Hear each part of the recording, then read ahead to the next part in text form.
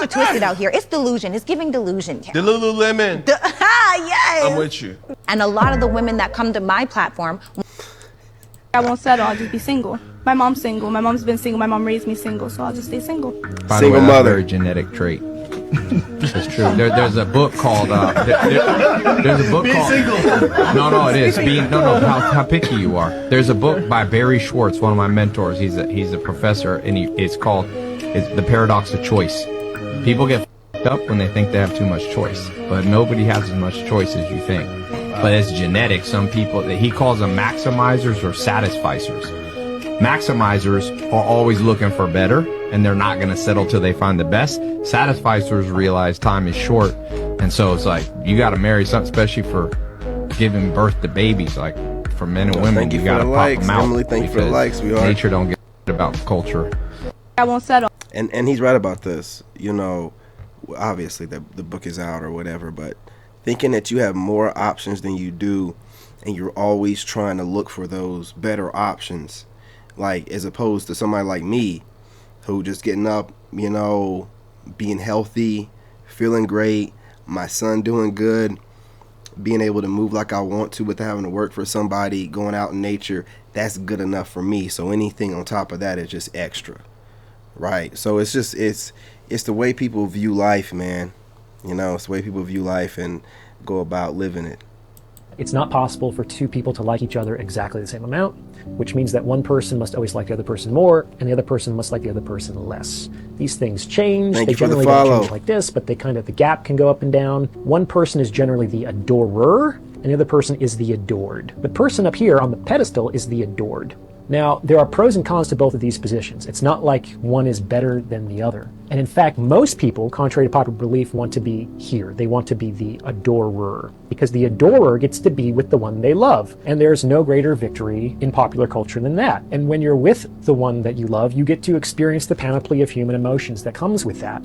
And not even all the good ones. Like, the adorer is the one who gets to have the emotional experience. On the other hand, the adored gets to be loved by the one that they're with.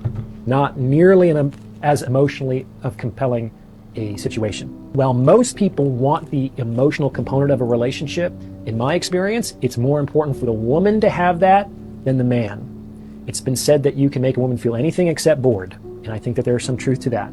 And if a man insists that he is going to put the woman on the pedestal, it robs her of the opportunity to be the adorer. He's looking up at her, that she's looking down at him. Yeah. And that's not what women want. It can't work no like that. Little girl grows up dreaming, well, one day I want a guy that I can look down on. It's not possible. He's right.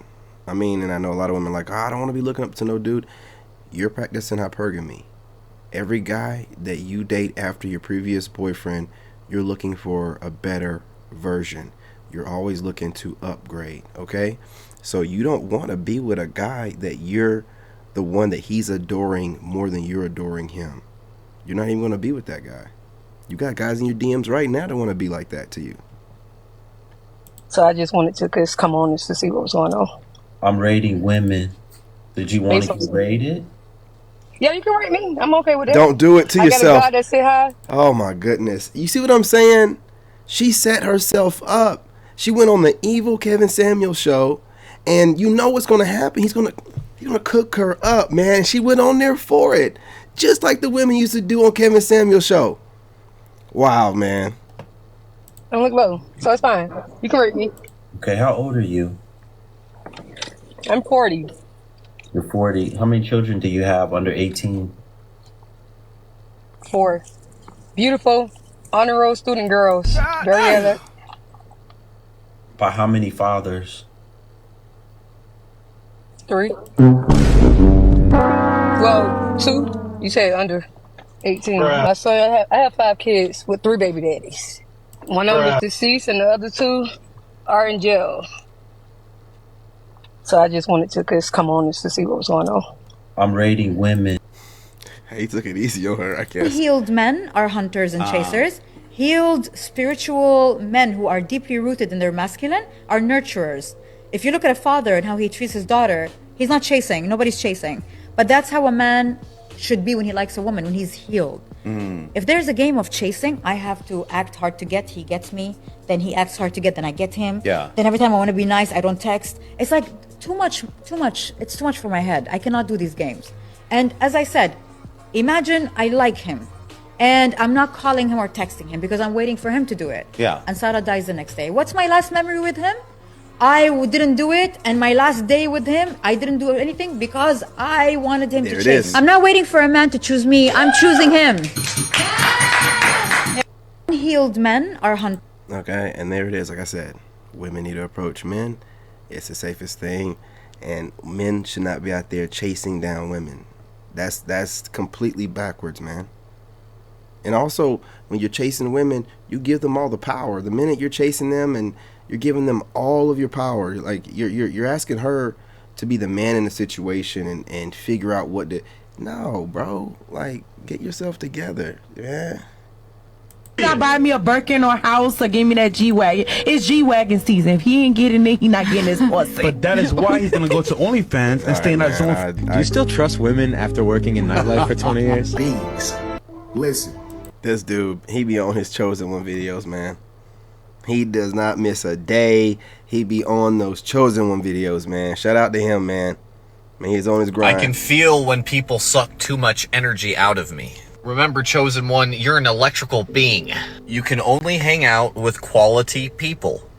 Hanging out with anything less than quality people is going to rob you of your energy. There's something called the winner's exchange that's supposed to happen after you meet somebody. It's where all that energy that you gave them is supposed to come back to you as well. And exceedingly, because you blessed them with your presence and kindness, and they blessed you with their presence and kindness. Most people in America have forgotten this, even in the world too, but it's specific to America, because Americans essentially are in the lowest vibration and chakral process of thinking that's possible. Most people are stuck in their trauma or PTSD, and people who don't heal their trauma will bleed on you. So it's very important to only hang out with quality people, and your energy is going to return to you, your soul, your spirit. You're going to be able to breathe again. But if you're hanging around non-quality people, then you're going to have a non-quality movement of breath and health, and you're going to suffer with dis-ease simply because you were hanging around people who didn't have any kind of real morals or principles or kindness. Remember, we have to show kindness and good morale at all times. The last thing you want to do is hang out with somebody who's a stumbling block, because stumbling blocks will steal your blessing. Get healthy, wealthy, and wise at jacobslink.com. Everything that you need, including the health Bible. He's selling something. Of course. You're very harsh with a lot of things, so I wonder maybe what your childhood was like, or how school was for you, how women were towards you. Maren, who hurt you, Maren? I'm serious. I'm serious. When I watched... Who hurt you, Maren? No, seriously, I never heard of this podcast until I was about to come on, and I watched the videos, and my immediate reaction was... Who hurt you? Yeah, I wonder what his childhood and what his school experience was and how women treated him. Not that you're wrong. So I'm very harsh? I feel like you're very harsh with your opinions when you don't necessarily have to be. Not that that makes you wrong. I mean, first, well, most of it was facts. Yeah, I gotta be careful with this dude. I think he's getting flagged on everything. But what I am going to say to this is, when women do stuff like this, where they're like, "Oh, you come off harsh," and it makes you wonder who hurt you. First of all, her perspective and interpretation of you is based off of her life experiences and what she's gone through, right? So how she's interpreting you is not really how the rest of the room could be interpreting you. So for her to think her interpretation is the interpretation that everybody else has, that's kind of narcissistic, okay? I know I'm using the N-word, but I gotta be real. Then to be like, I need to know who her, you're projecting a scenario onto him that you have no proof of. You have no degree in psychology or anything of that nature, and here you are trying to be a therapist or whatever it is. This is gaslighting, right? And when y'all do this kind of stuff, I don't know if you think it, shows intelligence or whatever, but it just comes off like, you're trying to, I don't know what that even means.